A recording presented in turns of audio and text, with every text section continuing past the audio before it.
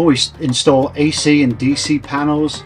We install DC modules, AC monitoring and DC monitoring equipment, surge protectors, cam breakers, anything really that provides electrical source to all the wiring and systems that we do. Everybody communicates well with each other on the floor level. There's a wealth of information and experience here. We do things that change quite a bit, so it's important to keep up on the changes. It's important too to pull some of the experience from the guys that have been here a long time as well.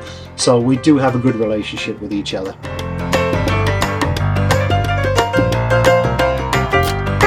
Well, obviously I enjoy working on the command vehicles, police, SWAT, etc.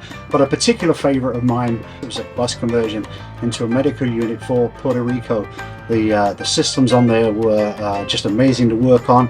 It's a great learning experience, and the finished product was just great for the customer. The customer loved it, and the whole experience from start to finish was just really enjoyable.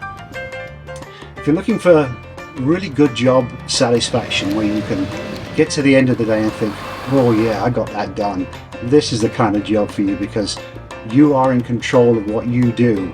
With the ability to put all the pieces together that LDV offer, it can be an extremely satisfying and rewarding job to have.